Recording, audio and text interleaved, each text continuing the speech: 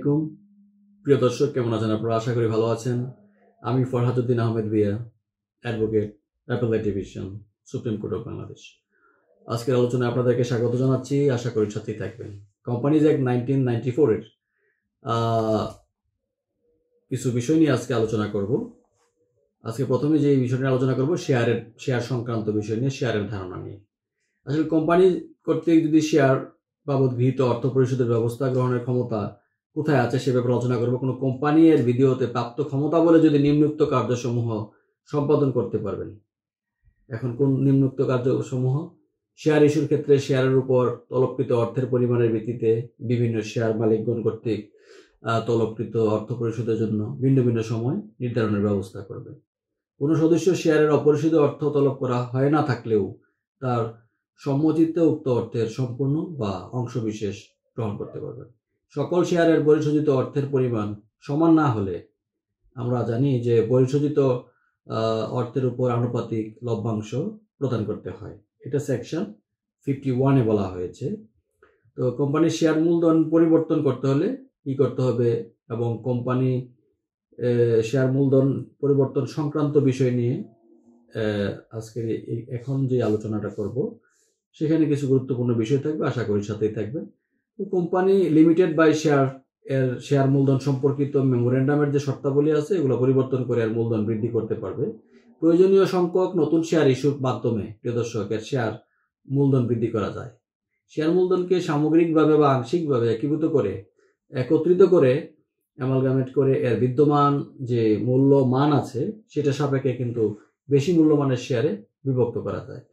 অনেক সময় দেখা যায় যে পরিশোধিত যে শেয়ার আছে, পেইড আপ যে শেয়ার বলি আমরা, সেটাকে সামগ্রিকভাবে বা আংশিকভাবে স্টকে রূপান্তরিত করা যায় এবং পুনরায় যে উক্ত স্টক আছে সেটাকে যে কোনো মূল্যমানের আপনার পেইড আপ শেয়ারে রূপান্তরিত করা যায়। যে সকল শেয়ার কোনো ব্যক্তি গ্রহণ করেনি বা গ্রহণে সম্মত হয়নি সে সকল শেয়ার বাতিল করে এবং বাতিলকৃত শেয়ারের সমপরিমাণে কোম্পানির শেয়ার মূলধন হ্রাস করা যেতে পারে। এই সংক্রান্ত বিষয়গুলো কিন্তু সেকশন 53-তে বলা আছে কোম্পানিজ অ্যাক্ট 1994-এর। শেয়ার মূলধন একীভূতকরণ বা শেয়ারকে স্টকে রূপান্তরের জন্য প্রিয় দর্শক রেজিস্ট্রারের নিকট নোটিশ প্রদান করতে হয় এবং এই সংক্রান্ত যে বিধান আছে সেই বিধান নিয়ে একটু যদি আলোচনা করি প্রিয় দর্শক, আশা করি সাথেই থাকবে। যে সকল কোম্পানি আসলে শেয়ার মূলধন বিশিষ্ট, চাইলে এর শেয়ার মূলধনকে একত্রিত করে এর বিদ্যমান যে মূল্য আছে সেটা থেকে অধিক মূল্য শেয়ারে বিভক্ত করতে পারে।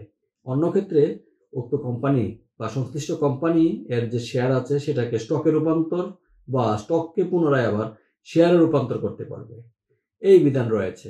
উল্লেখিত যে ক্ষেত্রসমূহের কথা বললাম, কোম্পানি কর্তৃক যদি শেয়ার একীভূতকরণ করা হয় বা বিভক্তিকরণ করা হয় বা রূপান্তরকরণ করা হয় যেটাকে আমরা বলি, বা পুনরূপান্তরকরণ করা হয়, এই সম্পর্কিত বিষয়ে সুনির্দিষ্ট তথ্য উল্লেখ করে 15 দিনের ভিতর কিন্তু রেজিস্ট্রারকে একটা নোটিশ প্রদান করতে হবে। যেটা বলছিলাম যে 15 দিনের মধ্যেই রেজিস্ট্রারকে নোটিশ প্রদান করতে হবে। সেকশন 54-এর সাবসেকশন 1-এ কিন্তু এই বিষয়ে বিধান রয়েছে। কোনো কোম্পানি প্রিয় দর্শক যে উল্লেখিত যে বিধানের কথা বললাম আমি, সেটা পালনে যদি ব্যর্থ হয়, যতদিন ব্যর্থতা চলতে থাকবে ততদিনের প্রত্যেক দিনের জন্য 200 টাকা হারে অর্থদণ্ডে দণ্ডনীয় হবে। কোম্পানির কোনো কর্মকর্তা যিনি জ্ঞাতসারে এবং ইচ্ছাকৃতভাবে তা অব্যাহত রাখেন তিনি এর অর্থদণ্ডে দণ্ডনীয় হবেন। এটা সেকশন 54-এর কোম্পানিজ অ্যাক্ট 1994-এর সেকশন 54-এর সাবসেকশন 2-তে কিন্তু সুস্পষ্ট এই ব্যাপারে বলা আছে। শেয়ারকে স্টকে রূপান্তরের ক্ষেত্রে যেটা বলছিলাম যে শেয়ারকে যে স্টকে রূপান্তরের যে বিষয়, স্টকে রূপান্তর করলে কি ফলাফল হবে। যে সকল কোম্পানির শেয়ার মূলধন বিশিষ্ট এই শেয়ারকে স্টকে রূপান্তরিত করে এর সম্পর্কে রেজিস্ট্রারের নিকট নোটিশ দাখিল করে থাকলে কোম্পানি আইন 1994-এর যে অধীন কেবল শেয়ারের জন্য প্রযোজ্য বিধানসমূহ যেটা আছে সেটাকে স্টকে রূপান্তরিত শেয়ারের জন্য প্রযোজ্য হবে না এবং উক্ত রূপান্তরের ফলে কোম্পানির যে সদস্যগণ শেয়ারের পরিবর্তে যে পরিমাণ স্টক ধারণ করেন সে সম্পর্কিত তথ্য শেয়ারের ক্ষেত্রে প্রযোজ্য হলে সদস্য বইতে এবং রেজিস্ট্রারের নিকট অবশ্যই দাখিলযোগ্য তালিকায় লিপিবদ্ধ করতে হবে। এটা আমরা সেকশন 55 এর কথা কিন্তু বললাম, কোম্পানিজ অ্যাক্ট 1994 এর। এটা খুবই গুরুত্বপূর্ণ একটা বিষয় প্রিয় দর্শক। আর শেয়ার মূলধন বা সদস্য সংখ্যা বৃদ্ধির জন্য রেজিস্ট্রারের নিকট নোটিশ প্রদান করতে হয়, এটা আমরা জানি। কিন্তু যে সকল কোম্পানি শেয়ার মূলধন বিশিষ্ট এবং এর শেয়ারকে স্টকে রূপান্তরিত করে থাকুক বা না থাকুক, এর শেয়ার মূলধনকে নিবন্ধিত শেয়ার মূলধনের চেয়ে বৃদ্ধি করে থাকলে বা মূলধন বৃদ্ধির সিদ্ধান্ত যদি নিয়ে থাকে, তাহলে উক্ত সিদ্ধান্ত গ্রহণের 15 দিনের ভিতর কিন্তু রেজিস্ট্রারকে নোটিশ প্রেরণ করতে হবে। এটা বাধ্যতামূলক। 15 দিনের মধ্যে রেজিস্ট্রারের নিকট নোটিশ প্রদান করতে হবে প্রিয় দর্শক।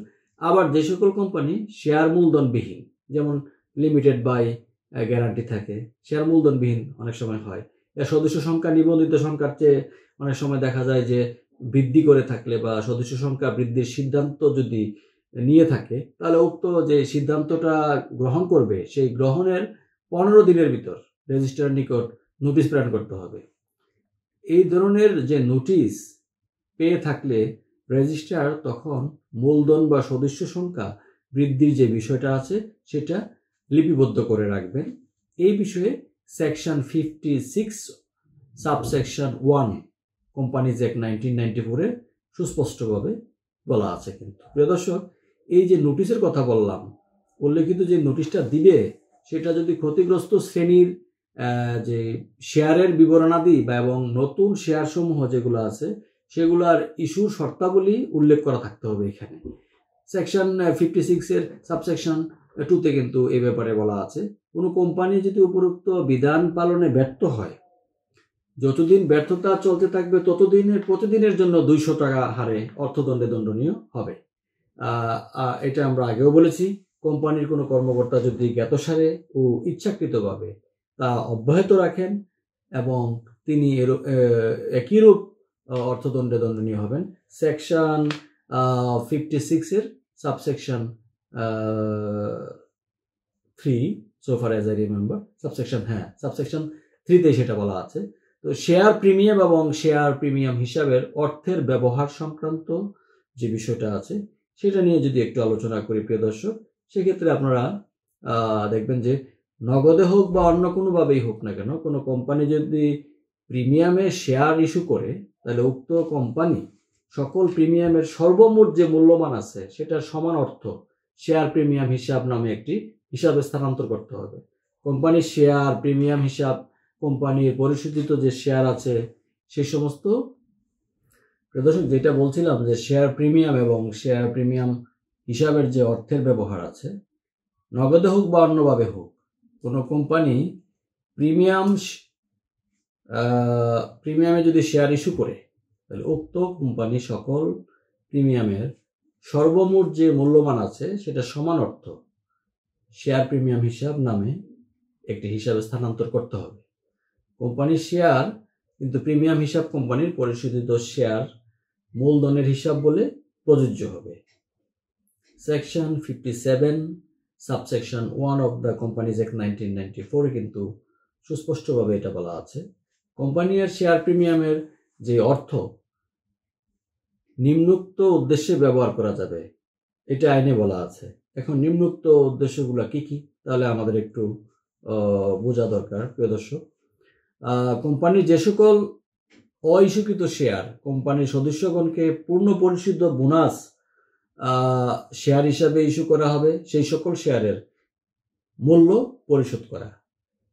আর কোম্পানির প্রাথমিক যে ব্যয় আছে সেই ব্যয়সমূহ অবলোপন করা।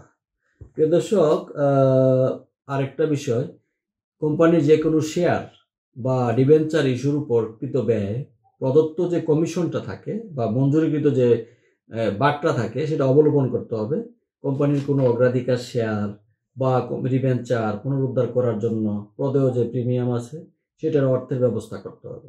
Section 57 subsection 2 of the companies act 1994 এই ব্যাপারে কিন্তু বিধান রয়েছে, সুস্পষ্ট আলোচনা রয়েছে। প্রিয় দর্শক, আজকে আমরা শেয়ার সংক্রান্ত বিভিন্ন বিষয় নিয়ে আলোচনা করলাম কোম্পানিজ অ্যাক্ট 1994 পরবর্তীতে ধারাবাহিকভাবে আমরা কোম্পানিজ অ্যাক্ট 1994 সংক্রান্ত বিষয় নিয়ে একটু আলোচনা করার চেষ্টা করব ধাপে ধাপে। আমরা আশা করছি যে পরবর্তী আলোচনা এবং পর্বগুলোতে একটু চেষ্টা করব কোম্পানি সেকশন ওয়াইজ এবং রেলিভেন্ট বিষয় সম্পর্কে উচ্চ আদালতের সিদ্ধান্ত এবং আমাদের দেশের জুরিডিকশন এবং অন্যান্য জুরিডিকশনের ডিসিশন বা সাইটেশন সহ আমরা একটু আলোচনা করব, যাতে করে সবার এই বিষয়গুলো বুঝতে একটু সুবিধা হয়। এছাড়াও কখনো কখনো আমরা চেষ্টা করব যে কোম্পানি মামলা প্রসিডিউর, মামলা করতে কি কি বিষয় আমাদের জানতে হবে, এই বিষয়গুলো নিয়ে আমরা আলোচনা করব ডিটেইলে। সেই পর্যন্ত ভালো থাকুন, সুস্থ থাকুন, সুন্দর থাকুন। চলুন দুর্নীতিমুক্ত বাংলাদেশ গড়ার ক্ষেত্রে প্রত্যেকে অগ্রণী ভূমিকা পালন করি। ধন্যবাদ সবাইকে।